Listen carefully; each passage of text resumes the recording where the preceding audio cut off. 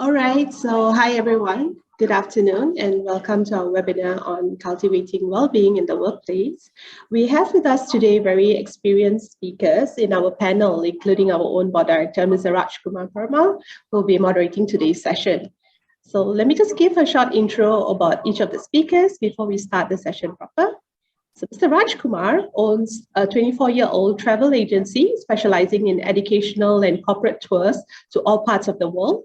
They have been contracted by MOE Singapore to organize student learning journeys and team building sessions. All the programs are built on the 17 UN Sustainable Development Goals and Vision 2030. So IPC has recently invested heavily on virtual reality and augmented reality technology to bring reality into classrooms during these unprecedented COVID times. Currently, they have ground presence in India, Tanzania, Kenya, Morocco, Mongolia, and Dubai. So Mr. Rajkumar has won numerous awards and accolades, such as being the finalist for SICKI Award 2012, MOM Exemplary Employer Award, and the WDA PATA Innovation Award. Mr. Rajkumar, you want to say hi? Thank you, Ms. Gauri, for the introduction. I have a short speech on introducing all the panelists. Thank you, panelists, for coming on board. And dear distinguished friends, participants, and panelists. Okay, welcome to this webinar, which discusses cultivating well-being in the workplace. The well-being of our employees and of ourselves too, as employers, are two aspects of which we deeply entrench and ingrained in our DNA as human beings, right? Of lately, these subjects matters have gained much traction and have been a major topic of discussion since COVID-19 struck the world in January 2020. Many of us are so used to hitting the roads first thing in the morning, off to office and to meet clients and contacts and attend cocktail events and dinners and seminars all in person, face to face. But COVID has put a dent to all these activities, right? So when the circuit breaker came in effect in April last year, the whole work ethos changed. The well-being of all of us was paramount as the government worked to stem the tide of the virus in the community.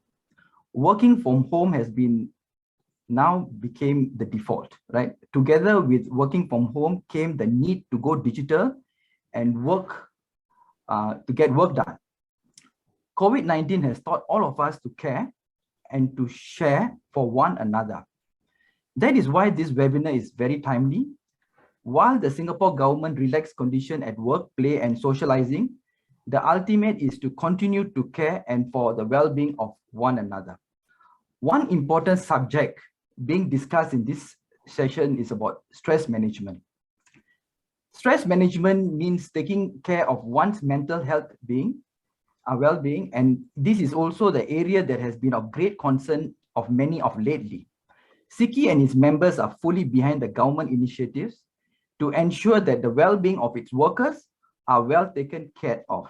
In fact, SICKI has gone one step further in the care of the well-being of our migrant workers who has had to stay indoors in their dormitories for prolonged period as part of the safe management measures implemented by the government. SICKI worked with various agencies to deliver care packs to migrant workers at the dormitories.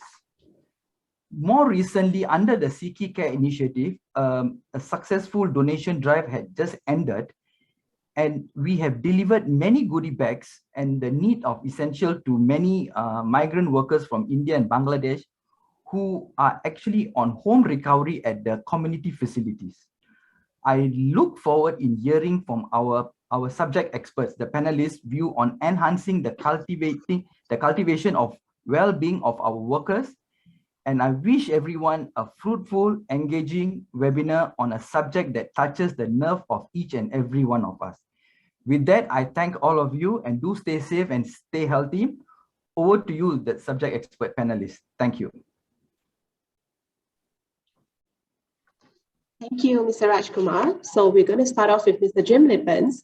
So Mr. Jim is the founder of 4D Lean, created the 4D Lean model and digitalized it into the 4D Lean Scan. Jim wanted to give the corporate world a sign to focus on well-being and happiness of employees by creating the first Happiness at Work conference in 2018. Since then, the conference has become the biggest corporate well-being conference in Europe. By initiating the CHAMP model, the conference has now led to a complete well-being at work ecosystem. Mr. Jim Lippens, please. Thank you very much, and good morning still here in Europe. I don't know if everybody can see the screen in the meantime. No, not yet. Yes. Gina is preparing. One second. Now it's okay? Yes. Yep. Okay. So, yeah, several years ago, I was asked to become a plant manager. And yeah, my first task as a plant manager was to reduce and even to close the full department in 3 months. And yeah, the department was making a loss since 30 years. Yeah, and I could not accept that these people, these skilled peoples, would just yeah, be kicked out of the company.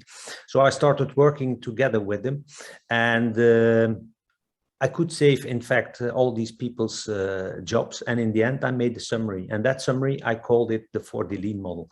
Now, the 4D Lean model is kind of an approach. It's a model, but it's also a language. So it makes it easier to communicate with your people about, yeah, the current situation or a status of a supplier or a customer or whatever.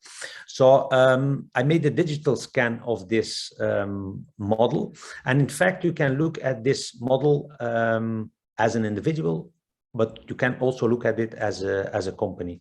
And there are 7 types of companies or individuals. Now, if you look at the model, you see like a curve. That curve is based on facts and figures. So it's not just like an estimation. It's based on fact and figures. Now, the y-axis on the curve is the consciousness line. So that means that the more you go to the right, then the more conscious you become.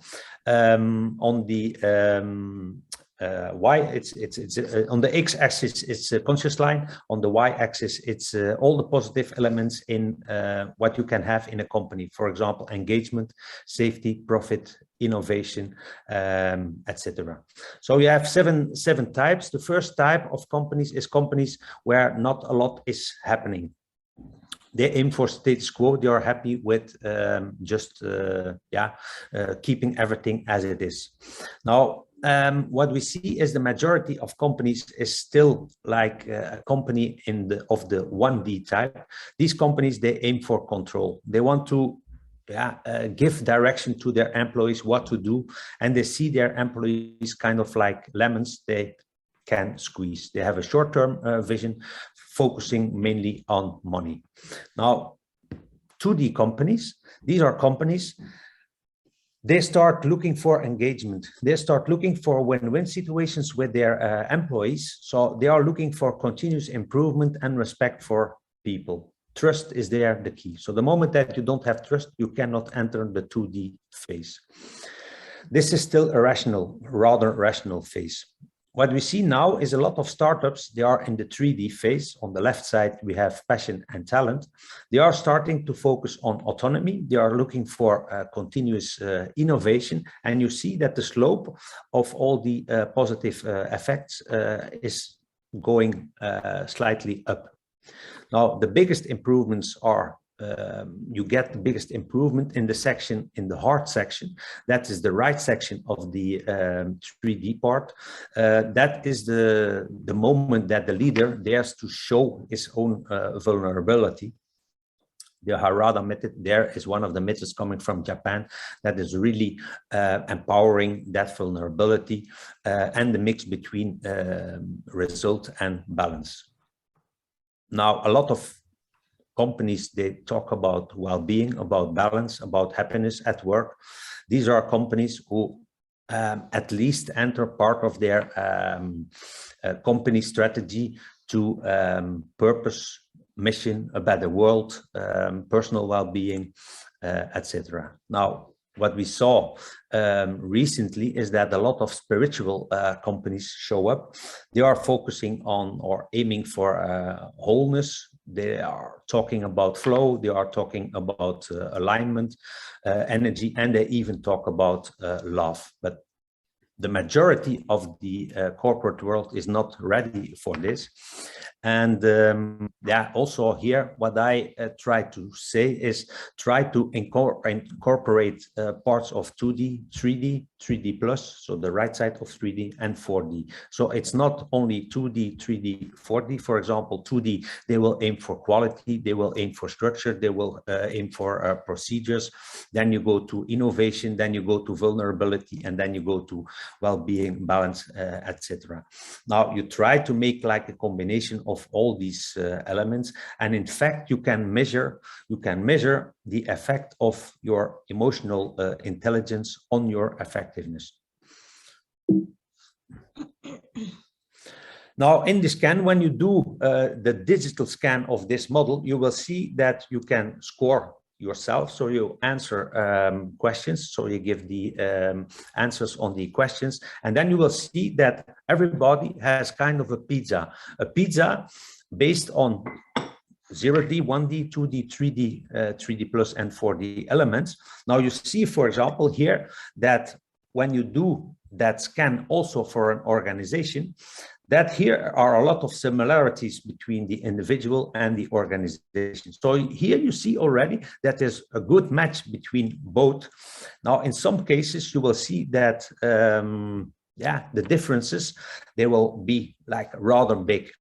Here you see the moment that you do the scan, you get an average on the model. So for example, here the company has what we call a dimensional quotient, a score, an average score of 3.06, and the employee in red has a score of 3.46. That means that the gap is rather limited. So the gap here, it's nearly half a D, so that is still feasible. The moment that we see that the gap becomes more than 1, you get in trouble. When I look at the measurements I did in Europe, what we see is that the average organization in Europe, mainly Belgium and Holland, they score in the area of 2, and the individual score in the area of 3. So here you see already that the gap is on the limit. So you see there's a gap of more than 1. Also, when you look at the left side, you see that companies who score between 1 and 2, so for the first time, in fact, you can measure the risk of burnouts, the risk of absenteeism, the risk of employees leaving the company. So companies scoring between 1 and 2, they for sure risk to have burnouts in their company. Now, when you look at, for example, I did some measurements in India, you see that the average company in India, they are mainly in the 0D and in the 1D part. So that means, or nothing is organized, there is not a lot happening. But the worst part is that if they have a big 1D part, that is the part where you get the burnouts and where people are not happy at work, and where you generate also a huge cost of having unhappy employees. So you see in India, the gap in average is far bigger than in Europe. Now, I created like a kind of a complete ecosystem. In the past, I called it the CHAMP model. Now I rescheduled a little bit. What we have here, we have a movement, we have an academy, and an academy is like where people can learn how to shift from one phase to another. We have a tech part that can hold like all kind of technical applications, but also can have a platform. We have our conference, and we have Hope. It's kind of a foundation where we want to give like part of the income of this ecosystem really towards charity, and there we want to, in fact, promote people, in doing what they need to do, and also helping people where we can. Now, the conference, due to pandemic, the conference was postponed from December, so it will be now in 2022. Also, in the conference, we want to give people like really tools. How can we shift from one part of the model to another part of the model? We give them really practical tools. How can you avoid burnout? How can you create dream teams even in hybrid working? So you see this sequence of the speakers who will be on stage. These are all like top class speakers: Ricardo Semler, Shane Snow, Iris Hunt, Claude Silver, and Tal Ben Shahar. They are, in fact, like covering the section between 2D and 4D. So that is, in fact, the section that we want to cover with our pizza. So mainly our audience are CEOs and HR managers who don't know how to handle the current situations. So we stretch them, we take them on a story, we take them on a journey during the conference, and yeah, we just increase the frequency during the conference.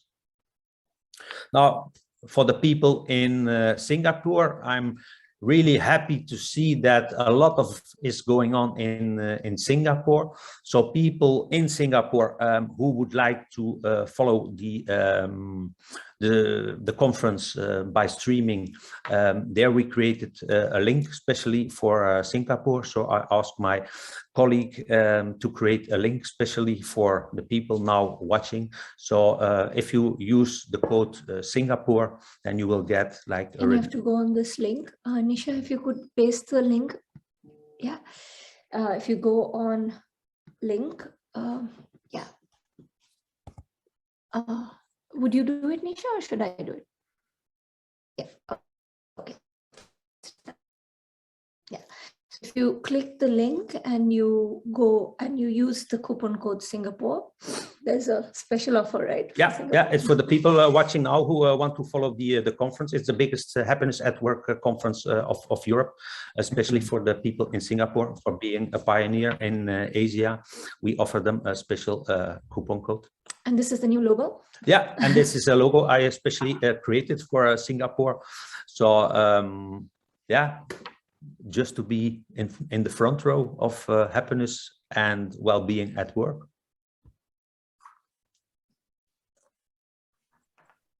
Thank you for your sharing, Mr. Jim. Okay, next up, we have Ms. Nisha. So a little bit about Ms. Nisha. She's a professional counselor. She has been active in the mental health space since 2012 and has engaged with multiple welfare organizations as a counseling practitioner in Singapore and India. Her core philosophy through the work that she does is to empower individuals to transform their state of physical, mental, emotional, and spiritual well-being to create greater access to preventive mental health resources. She's the founder of Mind Wellness Singapore, which is currently a community partner for Singapore's pilot upstream mental health initiative, SafePod at Queenstown, launched by Parliamentary Secretary Eric Chua. So over to you, Ms. Nisha. Hi, Gauri. Thank you so much for that introduction. And just give me a moment. I'll pull up our presentation for today and take you through it. All right. So everybody in the audience, welcome to this session this afternoon. And I do hope that after our conversation today, you have a bit of a takeaway of this idea of stress. This word has been thrown out so much and we talk about it every single day. But do we really know what it is? How can we handle it better? And yeah, the answers to managing stress actually may surprise you and may be actually rather simple to access than we sometimes hear or make it out to be. So let's begin this journey and yeah, explore a bit about stress. But before I get there, this is a question to the audience. Just type into the chat, if you're comfortable, the first word that comes to your mind when you hear the word mental health. Since this is the umbrella topic of today, mental health, if you feel comfortable to, just the first word that you associate with this. Super. I see some chats coming in. Wonderful. Emotion, balance, depression, wellness. Super, super. Wonderful. Thank you, everyone. All right, that's interesting. Now, we'll circle back to these words a little later in the conversation, yeah? So, as Gauri has already mentioned, I am a mental health practitioner, and this number that you see on the screen is what I wanted to highlight today, and it's 2 out of 3. Completing this figure is this statistic. 2 out of 3 individuals in the course of their lifetime who suffer a mental health disorder will not seek assistance for it. This is according to the UN mental health report that was released actually in 2001. These figures, obviously, the new studies on this have not been released yet, but I imagine given COVID, this number will probably be inching closer and closer towards, closer and closer towards being a whole of a lot of people struggling, but not seeking out the help that they need. And this is why a lot of the efforts and initiatives we are behind, including the ones that we're doing today, this conversation, the goal is to start providing access to more upstream preventive resources that help people manage their mental health. Now, why is this important? You know, I think in the past couple of months that I stay in Singapore, in the past couple of months, the number of headlines I've seen around mental health have been more than probably the number of headlines I've seen growing up here. And I've grown up over here in Singapore. And I think the spotlight, the way it's been shining on mental health these days, has been the brightest spotlight, if you would, in terms of why this is an important issue. Of course, the pandemic lends a lot of context to it. But I would like to point out 2 things. The first sort of headline here is that this IMH study was done last year, and it has highlighted that there are 6 common mental health disorders, which are estimated to cost the economy $1.7 billion yearly. So year on year, this is the estimated projection of how much mental health issues are going to cost the country. And the last one, as well over here on the screen, is that 9 out of 10 Singaporeans, this was based on a survey that was done by Michael Page, that there is room for improvement, will state that there is a room for improvement in the employee experience. So why is this important? It's because if you look at the recent conversations around mental health in the workplace, it's starting to become more apparent that apart from pay and perks, which once used to be able to retain talent, which would allow companies to be used as a lever in terms of wanting to either attract talent or promote retention, it's no longer working. They're starting to realize that employee experience is the key. That is what creates loyalty, that, you know, allows you to retain your talent and also attracts talent to your organizations. So, basis of that, on a more global perspective, the numbers are even more alarming. It's set to cost the global economy $1 trillion a year lost in productivity due to just simply depression and anxiety alone. And the hopeful thing here is that when your company spends $1 into treatment or support for mental disorders in your workplaces, there is a reported $4 improvement, USD $4 return on your investment, and improvement in the health and productivity of your employees. All the statistics you see here on this screen are from the UN. So based on this, we're setting up the stage for why this conversation was important. Now, I also want to hear from people in the audience, because some of you, I understand, run your own companies, some of you work from different companies. As this conversation goes along, it'd be very nice to know what are some of the resources that are mental health related that are being offered in your organization right now that you feel are most valuable to you.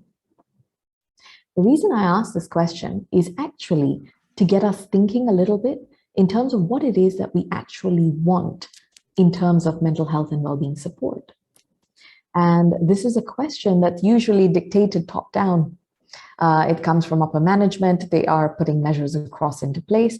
If some of you are management, I'm going to invite you to encourage and start a dialogue, because here's the thing, and this is backing off of what Jim was saying as well. This is where communication, engagement, building relationships is so important, because when you understand what the people in your organization need, you're better able to serve them.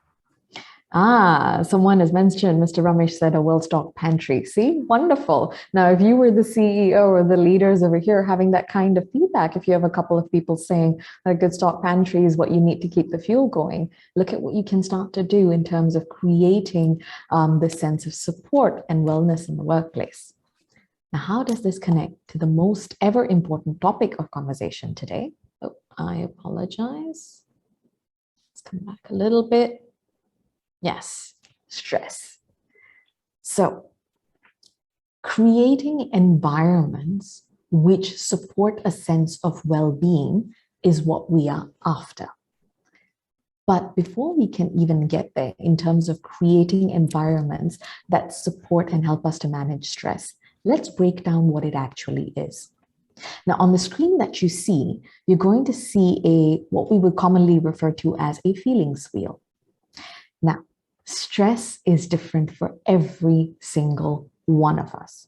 The broad term definition, now according to Mental Health UK, the Mental Health Foundation UK, the definition is a new unexpected event that threatens your sense of safety. That is what we define stress as. But what is new? What is unexpected? What threatens your safety is very, very different from person to person. And the starting point of being able to manage stress, you might just be surprised, is actually naming it. Now, according to the UCLA, there was a study done in 2006 called Putting Feelings into Words. And what they found was that your body, by the way, this is where we circle back to the responses earlier when you talk about wellness, depression, balance. A lot of the associations around the word stress, mental health, are focused on mental descriptors that we're commonly used to. Oh, I'm feeling or I'm thinking a certain way.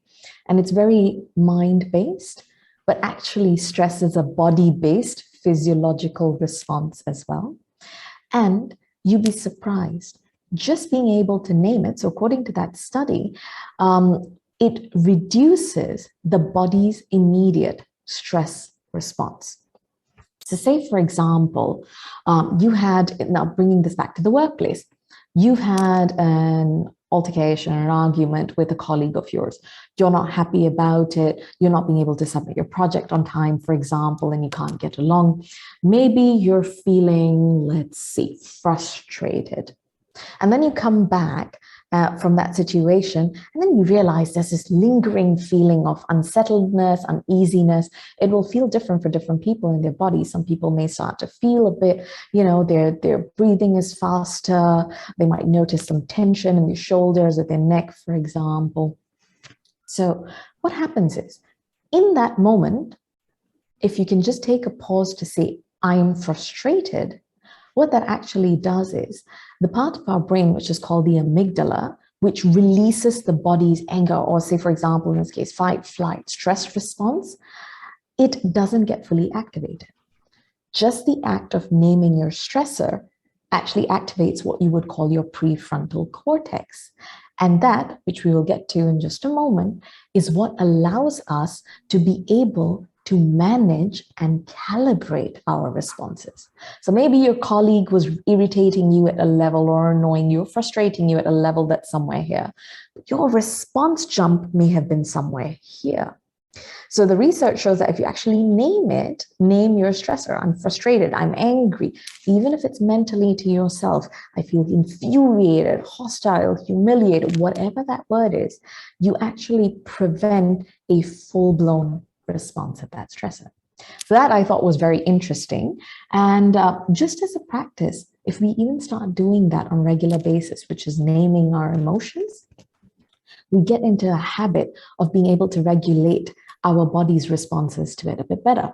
Now, what I'm going to try and do is in the chat box, yes, I have access to, I am going to drop the link to this feelings wheel that you see, so that you are able to access it even after this talk is over. and get familiar with this idea of the feelings wheel and begin to start putting it into your day-to-day life. And with that said,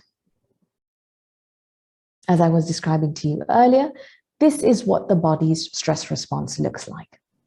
Now, there's a lot of words on the screen, but I want you to the key takeaway here is that it's a curve. It's also similar to this idea of we're never always in hyper stress, nor are we always in a shutdown or always in a comfortable state. We usually oscillate. And even though there may be people who may be more predominantly stuck in a chronic stress state or more predominantly maybe stuck in a freeze or a withdrawn state, there is even still a variation that happens within that zone. So this is the more detailed, in-depth version of what your body's stress responses look like. Now, let's make it accessible. Everybody drives a car or has sat in a car or has some kind of encounter with the ideas or basic principles of what driving a car may be like. I'm just going to walk you through it. It's probably easier to understand these ideas in terms of driving. So in the car, you have your brake pedal. That is equivalent to what you would call a parasympathetic or our body's slowing down of responses. So this is when your body starts to withdraw, it starts to slow down. It's what we call rest and digest. But for the purposes of our conversation, I want you to think of the brake system or the brake mode as when it's too much, too soon even, and you're feeling overwhelmed. That's when your body is probably in what you would feel like as a brake mode. You want to withdraw, you want to spend some time within yourself, and you start to pull away. That's your freeze response. Now, accelerator, boom, you put the gas, the pedal on the gas. That's what they say is when you're going really fast, you're in your fight or flight mode, you're ready to respond, ready to react, your heart rate's heightened. And we call it hyper. We use this term very colloquially. Hyper actually comes from the state hyper arousal, or when your nervous system is fully accelerated. And when you're driving a car, what's the ideal thing you want to do? You want to cruise. You want to be at just the right speed without having too much braking or jerking going along, nor do you want to be over speeding and then have to brake again and then etc. when you're driving on a smooth road. You want to be cruising. So that cruise mode is what we call, from a polyvagal approach or a format of psychotherapy, is called the ventral vagal state. Now, this state is what we want to gear towards. So the takeaways that I'm going to leave you from this conversation are the following. We want to begin to, in our daily life, identify what is your accelerator, what puts the gas, the pedal on the accelerator, what steps on your accelerator. In other words, what are the situations in which you find yourself in this heightened state or a reactive state? It could be with the boss, it could be with the partner, it could be in the workplace, it could be outside of the workplace. Begin to notice and make a note of what these states are. So if you feel comfortable sharing, I'll invite you to put it in the chat box, or we can connect later in the panel. You can ask me more questions as well. But I want to invite everyone in the audience to start thinking of that one state, which is their accelerator state. One state where the brakes are pumped.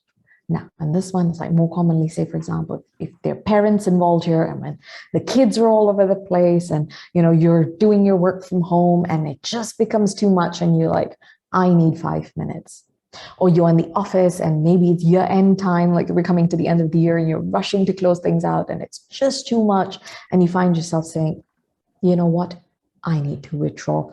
I need to pull away. Maybe it's that balance sheet that you need to submit, or that one project or assignment that just you're like, this is too much. I need to withdraw. So that's your brake. Now with your accelerators and your brake, what you want to do is start becoming aware of them where possible. And if possible, try and reduce your exposure altogether with them. That means setting healthy boundaries where it is possible. And this is an invitation for you to think also, is it possible? Can it be done? Maybe that boundary is about gently having a conversation with someone saying, hey, my time is my time, or I need this amount of time to do something. Or it may be just reducing your interactions where you are able to with someone or a situation that is either accelerating or breaking your system. And connected to that is also the duration that you expose yourself to. Now, the other thing we had talked about was the cruise mode. Identify for yourself one situation, or in fact, even more as you go through leaving this activity, is what is the situation that gets you into your calm mode, your cruise mode. It could be listening to a type of music, taking a walk in nature, really doing something that makes your body feel good on the inside. It's just the right amount of activation. You're not overactivated, but it's also slow enough to feel comfortable, peaceful. And it could be the smallest thing, looking out of your window, even if you can't step out from it. For me, sometimes it's the background that I use. Just looking at this makes me feel, okay, we got this, you know? So it's small things like this. And with your cruise mode, what you want to do is try to inject more small moments of it. Or if you're able to, like maybe it's a class or maybe it's a practice that you really like and it's feasible, then you add more extended experiences. So overall, what we're trying to do is balance everything out. So that was actually my presentation for today. Yeah, I'm checking back into the chat box. Someone said common cruise mode comes with, I think it's Mr. Ramesh, with a temple visit to seek solace and peace. Beautiful. Beautiful. If you are welcome to, you can share more responses as well as you go and as you feel comfortable. All right. So with that, I'm going to check in with Gauri for a quick second. Do I have the time, Gauri, to do a simple, very simple exercise with the audience, a breathing one that will take about 30 seconds? Sure. Do we have time for this? Okay, super. So a quick way to immediately and instantly reset your nervous system and without having to do much, come back into calm mode is actually using your breath. Now, you know, when you're stressed or tired, you naturally go, or you will sigh and go, ah. See, your body is naturally doing these things. Sometimes it's just picking up the cues on it. This is what your body is trying to do. It's physically trying to expel stress. So why not we use that response? So I just want to invite everyone to take a moment. You can do this eyes open, eyes closed as you'd like it. So just take a moment. I'll demo this for you and then we're welcome to do this for a couple of seconds together. Yeah. So what you want to do is take a nice deep breath in, go, and then out through your mouth.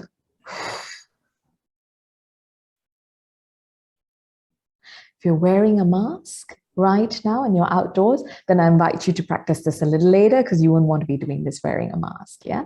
So in through your nose, out through your mouth, as if there's a straw, or you're blowing out through a straw and you're going, or you're blowing up a balloon, something like that. So you can imagine that. And you just do this in a manner where your exhale is slightly longer than your inhale. So everybody, we can do this together a couple of rounds. Take a moment. Center yourself and let's begin. Inhale and exhale.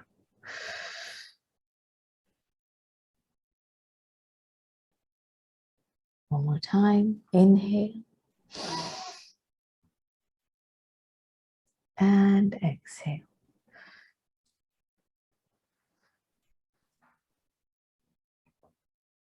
One last time. Inhale and exhale.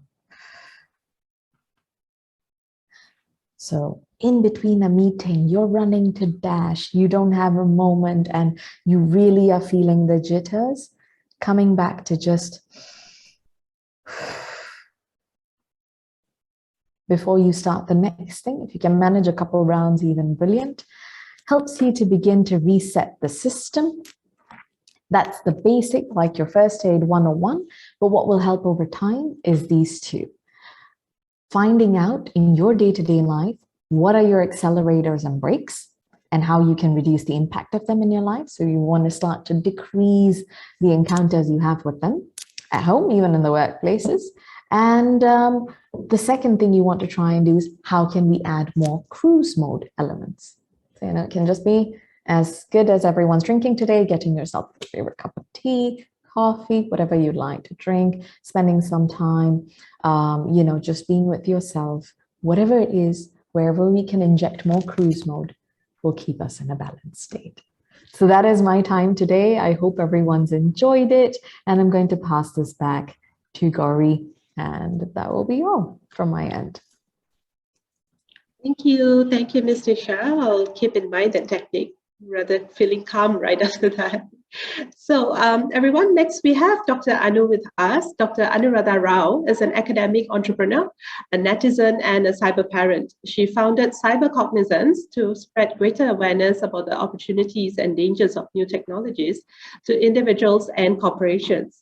She is passionate about making cyberspace a safer and happier place for everyone and educates by combining cybersecurity knowledge with a pragmatic, engaging, and practically applied approach. Over to you, Dr. Anu. Thank you, Gauri. And thank you, Nisha. I felt so calm listening to you. So now I'm going to try and raise my energy back up after all that nice, calm breathing and your nice, very quiet voice. So mine might be a bit of a shock to everyone because it changes the tempo entirely. So I'm going to start by sharing my screen. And okay, everyone can see this okay? Yeah. Okay, perfect. So I'm going to get started. So following up with what Jim and Nisha have spoken about, the importance of happiness in the workplace, the importance of well-being, I'm going to focus narrowly on one particular aspect, and that is the role of new technologies and the impact that they have on our lives. And I think the reason why, so I've been doing this research for more than a decade when I was in full-time academia, and I focused on looking at both the opportunities that new technologies give us, but also looking at the dangers that they bring to us as individuals, as to organizations, and to societies. And of course, with COVID, we've seen that new technologies have become enmeshed so much into our lives that many times we don't stop and pause to think about what their impacts are on our health and well-being. And so what I do as a cyber safety and cybersecurity awareness consultant and trainer is really getting people to focus, I think what Nisha did just now, but in the cyber element, focus on what are those risks and opportunities that are afforded to you by new technologies. Where are the dangers? So I come at it with a critical understanding, right? Look at everything not from a surface point of view, dig a little deeper to really look at what a potential negative impact could be. So that's what I mean by critical, not criticizing for the sake of it, but questioning its impact and its role in our lives. We know whether it's your handphone or the software that you have for project management at your workplace, right? Each of them comes with risks and rewards. So everyone's talked about this, right? We know that's why we're here. COVID has brought to the forefront this whole idea of the importance of well-being. And like I said, because we have new technologies that really blur the boundaries between the personal and the professional, it's even more important for us as individuals, but also as employers and managers to be able to kind of look and identify, what's happening behind the screen, literally, that could be causing anxiety, stress, and unhappiness of your employees and of you yourself. And when you're working from home, that unhappiness very easily gets translated into your personal life, right? So then there are all these different boundaries to manage. So let me quickly tell you what a simple definition of cyber well-being is. If we're looking at well-being as a state of health, happiness, prosperity, and fulfillment, we then extend it to the realm of the internet. So anytime you're using a phone, your laptop, hardware, software, I encourage people to look at it in terms of how happy are you? When does it make you stressed out when you've been on the internet for too long? So following literally what Nisha just said about, okay, I'm on social media, and I'm finding I'm angry about something someone said. That's that moment, right? That you stop put away your device, take a break, breathe, and then come back. So those are the kind of things, if you incorporate wellness with the knowledge that these technologies are embedded in our psyche. They are an extension of ourselves. And so how we react to them can either be a result of chronic stress increased over and over because you could be having unhealthy cyber practices. For example, how long do you sit at your computer station before you take a break, right? Simple things like that. How often are you distracted by the ping or the swoosh of a new alert? That breaks into your mindfulness, your being distracted, right? If we're not aware of these distractions, or if we're not aware that I should be having a break every, say, 30 minutes, or I should do my eye exercises, which the reason I focus on this topic is I've gone through all these unhealthy practices, and I realized that as an individual, you have to understand the impact and bring it up to either your employer, or if you are an entrepreneur, put that into your daily workspace, workflows. It's really important. And especially because COVID doesn't look like it's going anywhere. And so if the remote or hybrid workplace is going to be the workplace of at least the near future, then we have no option but to really think these things through. What are best practices with new technologies in our hybrid workplaces? So again, if we're looking at well-being in terms of physical, mental, emotional, financial, what I do with my say trainings or whatever activities is to ask my audience, let's think of the dangers of well-being online. So I'm gonna use a chat box and ask if anyone can tell me one physical danger that they can think of with extensive use of technologies.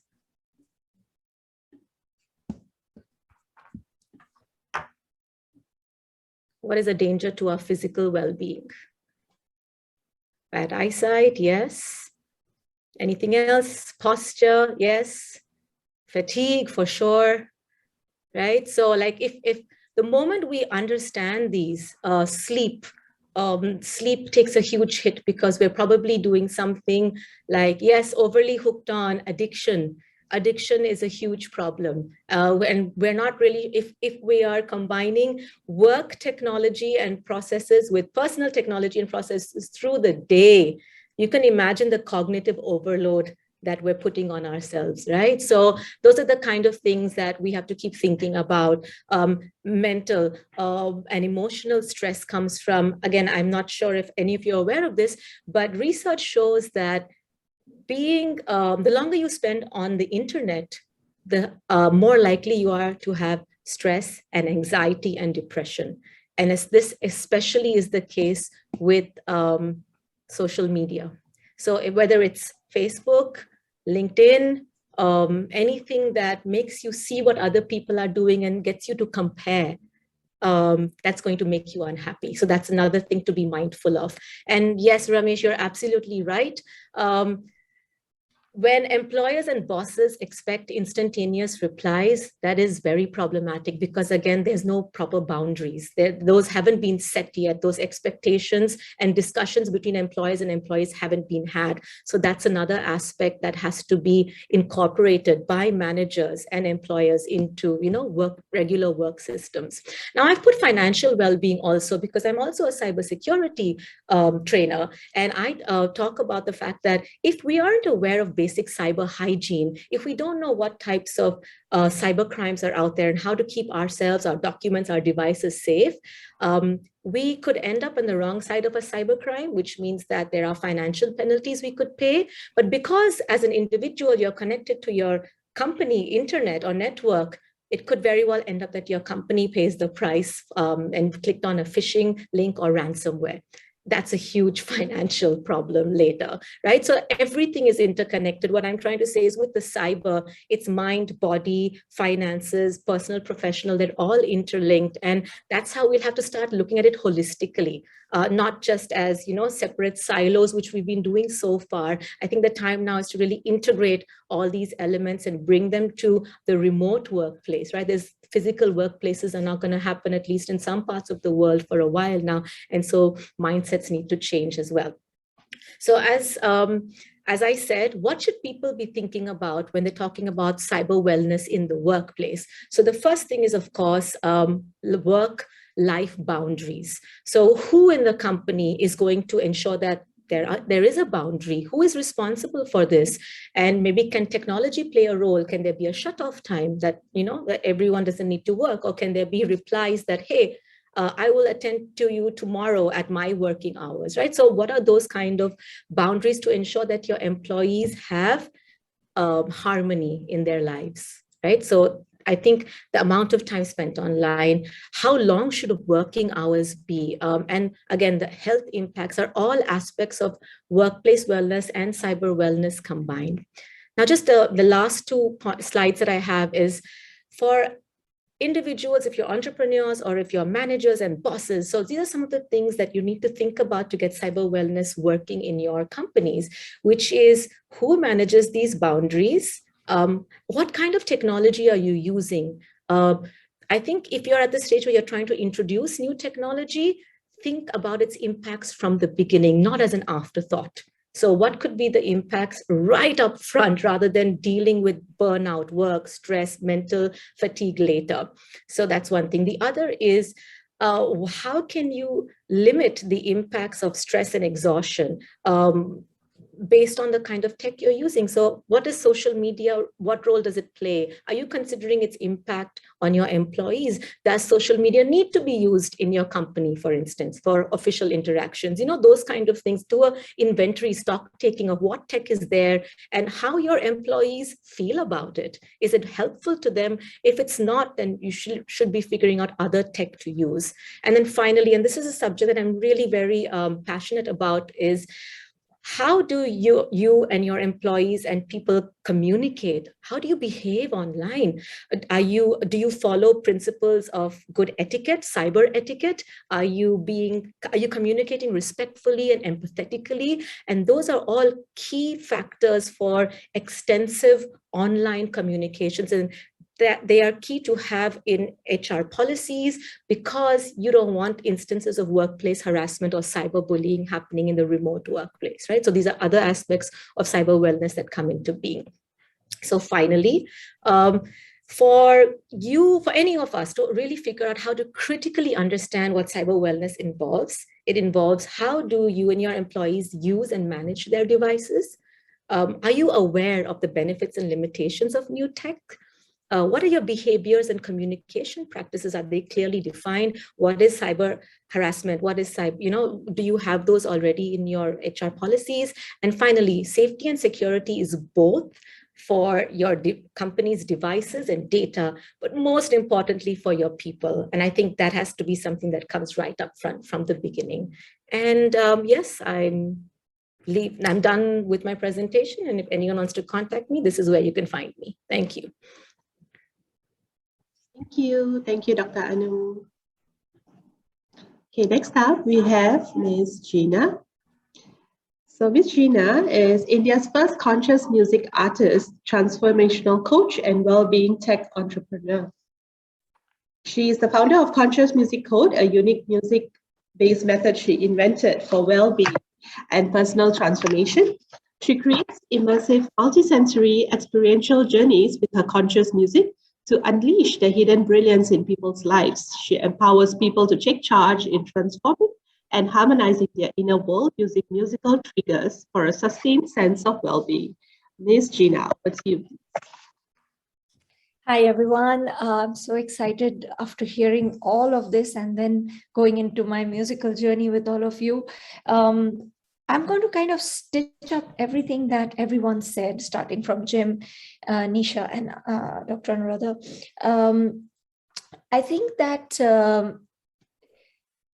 well-being, when we talk about well-being, one of the most important things about it is to have the ability to create it then and there within your body, not just in your mind, as Nisha explained, and take charge of your own well-being. As we heard from Dr. Anu, that there are so many things stressing our system technologically, which we can't avoid, all the more because of COVID. We heard from Nisha about how the stress accelerators and how we break and how we, go into flight or fight. And we heard from Jim the practical aspects of workplace dynamics of stress, and not just stress, more detailed, but things that make you feel not so good. So how can we take charge of our inner experience while the outer world is going crazy? How can you still take charge of your inner experience? And here I bring the power of music, the role of music in workplace well-being and every kind of well-being. But specifically today, I want to go into an exercise that takes you through a journey of experiencing stress or anxiety or something like that, and then transforming it within a span of 5 to 6 minutes with the music itself. So if you're ready for it, my only suggestion is, if you can plug in earphones, it will be great for you to get good experience. Otherwise, it's fine. Just take a moment and see if you can find any earphones around you. Yeah, and I will in the meanwhile set up my exercise. Yes. And I will do a quick check to see everything is running fine.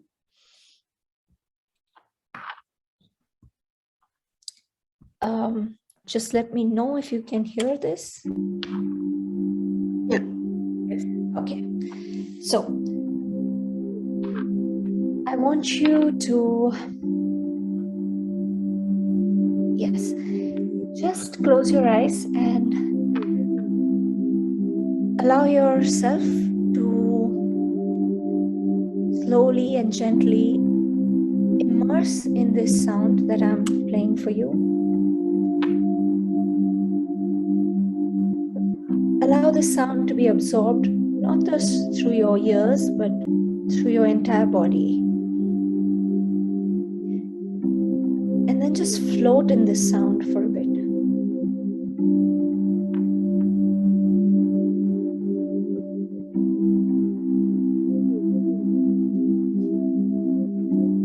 Just take one of those breaths that Nisha explained to us, a deep inhalation and a nice exhalation with the mouth.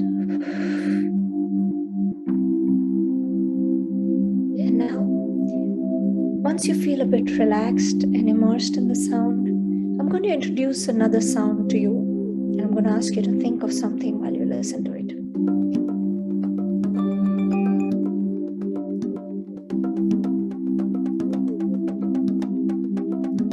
You will hear this rhythm, kind of like an African conga. Now, while you're listening to this rhythm, I want you to just think of any one situation in the past maybe, or something that's coming up that could possibly stress you. It could be in the form of disrespect, someone disrespected you, or as Dr. Anu said, you saw something online that really made you frustrated or angry. There was either disrespect, lack of trust, or you felt trapped and suffocated. So I'm going more into naming the feelings of stress. Think of something specific that happened or that could happen that could put you in a state which is not nice, into an internal disturbance. Let help you to find that situation. And there's a disturbed rhythm, and I want you to focus on that sense of inner disturbance.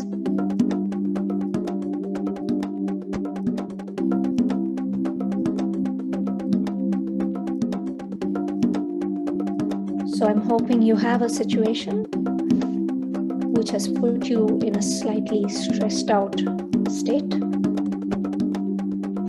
Now, we're not going to be afraid of this stress or this situation. We're going to take steps to transform our inner response to this. And I'm going to slowly fade out this rhythm And as I fade out the sound of this rhythm, I want you to fade out the image of that situation.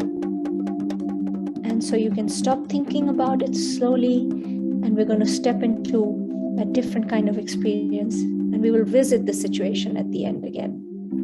Now, go back into the sound that we started with. Go back into that state of peacefulness and just relaxed state of being. And I'm now going to introduce a special sound.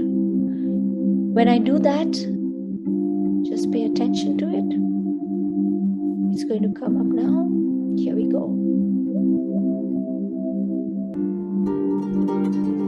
This is a nice guitar sound. Just pay attention to it. As you hear it, I want you to imagine a nice, peaceful situation of your life. An event which made you feel so calm and peaceful. Maybe you were sitting by the river, or you were just in a state where you were just cruising, or you were calm and you were just relaxed and peaceful. Just imagine such a situation. And let the guitar help you go there, mentally and physically.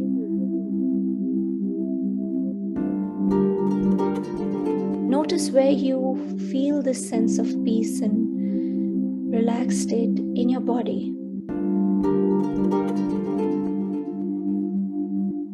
Are you feeling calm all over your body, or is it happening in your mind, in your heart, in your stomach, anywhere?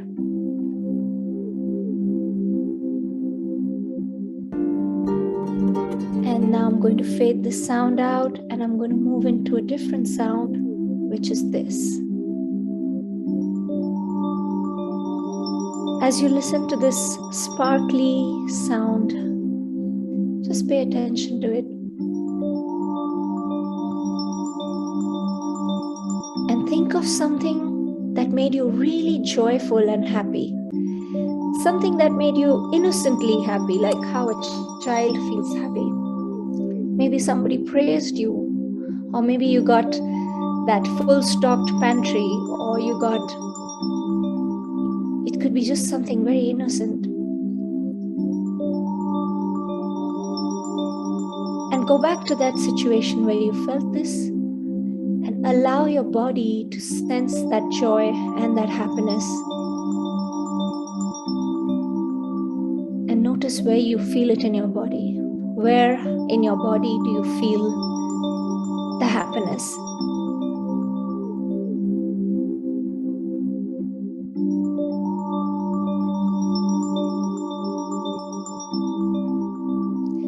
And I'm going to slowly fade out this sound, and we're going to move into a third sound.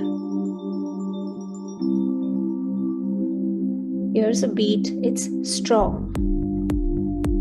I want you to just allow your body to move to this beat in any way that it naturally wants to move. Maybe you're tapping your feet, maybe you're snapping your fingers, maybe your shoulders are moving. You don't have to dance, but you just move with the beat in any way that you want to move. And this beat, while you're listening to it and feeling it in your body, think of a situation that made you feel really confident and motivated and inspired, and a situation where you really believed in yourself. Bring your body into a state of self-belief, confidence, self-worth, where you feel anything is possible, and yes, I can do it. Think of any such situation and feel the feeling in your body while your body just naturally moves to this beat. Now, we're going to combine all these sensations. The sensation of feeling motivated, inspired, confident, full of self-belief. We're going to combine that with the sense of joy.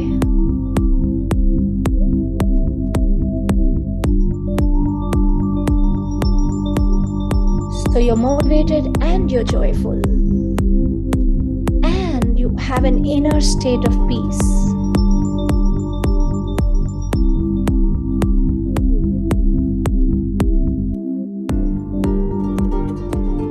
So all these positive feelings and states of being internally, the sensations in your body, they're combining, and you're completely in charge of what you're feeling inside. You're peaceful, you're joyful, and you're confident. Now, I'm going to step into that first beat that we heard when we thought of the negative situation which caused you stress. I'm going to play that again. Now, think of that situation when you started this exercise. Think of that situation which caused you stress. Go back into it and notice how you feel now about that same situation. Has the stress gone down a little bit?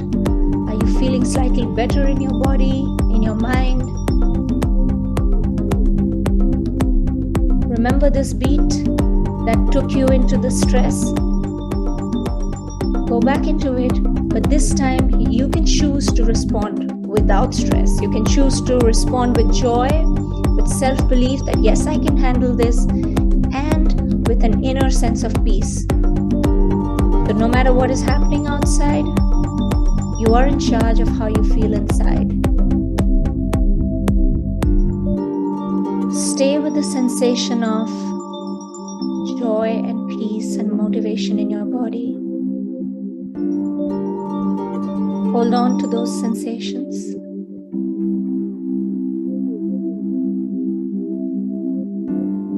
And allow yourself to take a deep breath like Nisha taught us. And exhale with your mouth. Stay with the sound, stay with the sensations, stay with the feelings, the positive feelings. And remember that your body and your mind has already been coded with these sounds and their corresponding positive sensations. So even when I fade out the sound, your body and your mind already remembers that it's in charge of its own well-being. And no matter what happens outside, your mind remembers the sounds that can help you to instantly take charge of your inner well-being. Take one more deep breath and allow your mind to continue to play this sound even when I fade it out.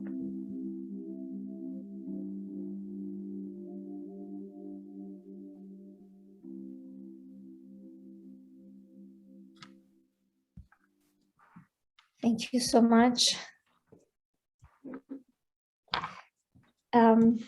I just wanted to say one or two things before I stop. This is just a very small like exercise to quickly get into a state of balance, but we can go into more detailed processes. You can find my work here on consciousmusicCode.com. That's the technique I use, and that's what I invented. Over 10 years, it took me to create this process. And here's the link. And you can use this anywhere, so you don't really have to sit in one place and be very serious. You can do this while you're in the car, or even in the workplace. You can take a 5-minute break and you can try these things. And I'm going to be doing this live at the Happiness at Work conference. So if you want to catch me live in action in a more detailed and experiential way, I'm going to be connecting all the world-class speakers, their keynotes through music. So it's like experiencing their message in the body. Thank you so much for inviting me once more. Thank you so much. Yeah. Thank you, Ms. Gina. It's truly a beautiful experience. Thank you for letting us on that.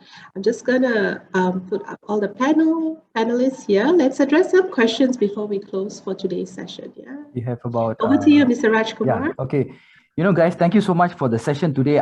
As an employer, I'm feeling very enlightened now. You know, I just feel the energy of moving forward. You know, as an employer, we have a lot of relationship issues with the employees, but today's session is just mind blowing. You know, Jim, Dr. Anuradha, Nisha, and Gina, you guys were just mind-blowing.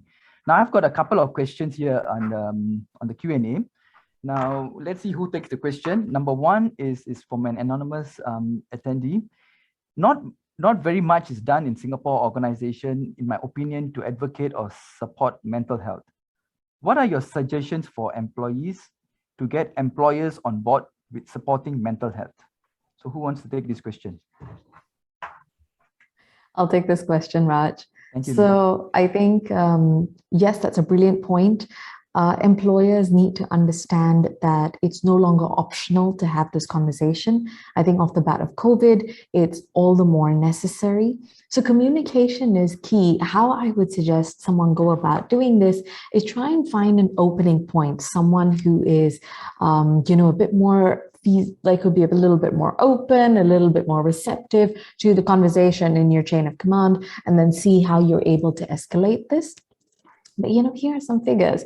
If that really does help, is that, say, for example, and I can link this with you a little bit later, but that same Michael Page, I think recently did a survey, and it's quite alarming. You can just let people know that, hey, do you know that 56% of Singaporeans or people locally here are looking to change jobs? You don't even have to go into much more detail apart from saying that, hey, look, there is this great resignation wave going on. People are struggling with their employee experience. And if mental health isn't supported right now, look, there are serious consequences. Going off of Jim's model, you can even quote some data and saying that, hey, that if we don't look at this or address the issue, then absenteeism, burnout, these are very real, real consequences of not addressing mental health, for example. But I think make it personal. And most importantly, when you raise the topic, try and on your end, make some suggestions or give them concrete, actionable feedback. So I think, for instance, someone in the chat box earlier wrote, right, a well-stocked pantry. So it could be something as simple as that. So, we need to do more about mental health. Yes. That's why even in my slides of conversations, I asked people, what is the most valuable resource for your mental health? And that will differ workplace to workplace. Maybe it is your workplace where you need to draw a screen time balance, like what Dr. Anu was saying earlier. And you're realizing that, say, for example, maybe your direct boss is not honoring their, the boundary around screen time balance or being able to maybe respond to emails after work. So my approach to this would be to first identify. So like we were doing in our conversation a little bit earlier, identify what is your stressor. What is it that you're personally being affected by, or your colleagues are commonly being affected by negatively in terms of your mental health? And then when you take that feedback back to management, so a lot of the time, right, the gap that is happening is this. As management, I need to, government, we have the tripartite alliance, recommendations for workplaces. I, as a organizational leader, I'm going to check this box, this box, this box, this box. I have my to-do list. But if it's an unlucky employer, the boxes he's checking, if there are 4 boxes, those 4 boxes might be the boxes that employees are not even interested in. Maybe they're getting food coupons or something like this. I had an example of a colleague who actually really didn't need a $500 voucher for work from home for food, but needed it for other elements. But, no, this company had a contract with another vendor that was giving $500 of, say, food coupons. And she asked her employer, hey, can I get that as a cash disbursement for tech, for equipment? Because I actually need to update my equipment. The answer is no, this is what is on the table, take it or leave it. You see, so it's about this mismatch of what your employees actually need versus what's being done. So if you are going round up, you're the employee and you're not satisfied with the amount of mental health support you're getting, maybe help your employers, have a team discussion, get allies on your side who see this as a problem and specifically point out what you need. Maybe you need trainings. Maybe you need someone to come in and talk about mental health resources. You may need someone who can run mindfulness, yoga, meditation, whatever it is. Talk to your teams, go back up the pole with concrete, actionable feedback. Chances are you will probably get your voices heard. Otherwise, you can always connect to local resources like NTUC if the situation's really bad, and even TAFEP, for example, and see if you need external intervention. Excellent. But that would be my couple of cents worth in terms of. Thank you, Nisha. Thank you for the insight. The second question from Mr. Arvind V is actually quite the same as the earlier one. Thank you, speakers, for your sharing. There are many techniques and suggestions on how individuals can maintain their well-being. I would like to know, as an employer, what are the some key matters that I should be providing or keeping a lookout for as an employer? Who wants to take this question? I can answer that one. Sure. But I will, of course, be specifically related to, again, the role of technology. So I think as an employer, the couple of things to watch out for is how tech dependent are your employees in terms of obligations? So how quickly are they expected to oblige to respond to emails? Do you have like a prioritization in terms of what is the expected duration of time someone needs to reasonably, reply to something that's not urgent? For instance, there's an expectation nowadays that you get a WhatsApp and an IM and an email all about the same thing. So how can you reduce techno stress, right? Maybe streamline it, have either email for one type of communication that's not urgent, and maybe Slack or something else for something that requires real-time collaboration. So really doing an inventory of the tech that you have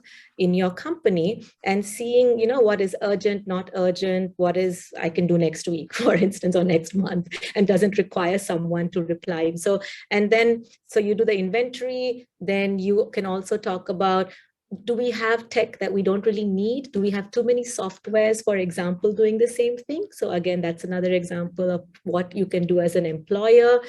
Something really important is having in place systems and processes to ensure that people are communicating well. I'm not really sure what it comes under, but for me, it would be in terms of, I would say, online etiquette, online communication, online interactions. I think that is really key so that it doesn't overwhelm people. And then people are really responding to others on a only if you need to basis, not you don't have people responding too much because that adds stress, but also responding nicely. So I think those are a couple of starting points that you could take for your company in response to tech and wellness. Right. Thank you, Dr. Anuradha. One last question. How do you define job dissatisfaction? Yeah, job dissatisfaction. In fact, it depends mainly on the gap. So we spoke about the gap. Where is your employer?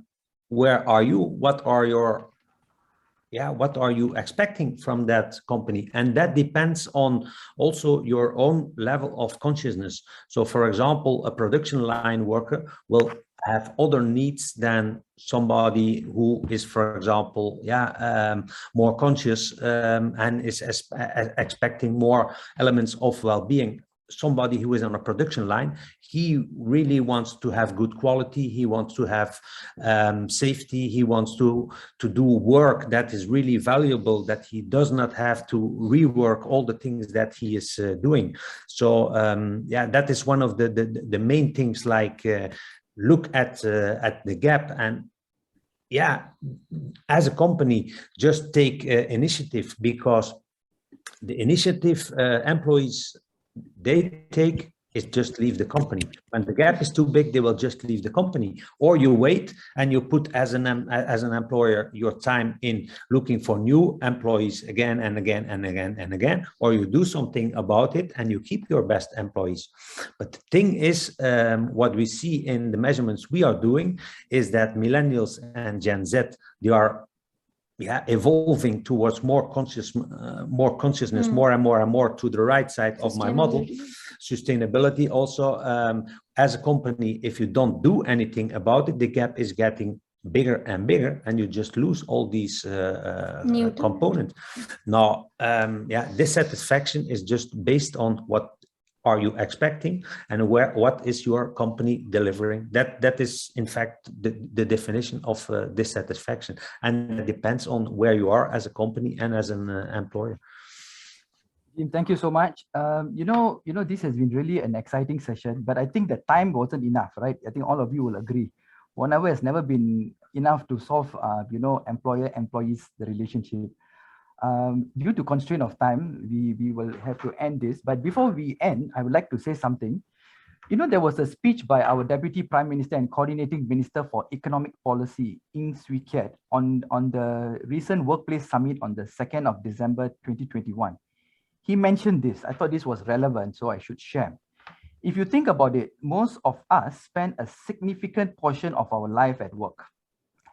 Engaging in meaningful work with supportive leaders and colleagues whom we share a common mission and sense of belonging gives us a joy and purpose and fulfillment. Now, this is what exactly the government is working towards.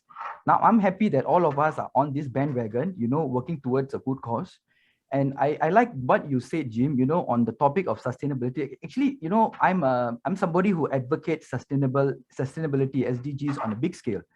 Happiness is closely related to Sustainable Development Goal, SDGs, because the SDG mission is to improve the world, create a better world for everyone, promote stability, well-being, and happiness, leaving nobody behind, right? All of you agree, right?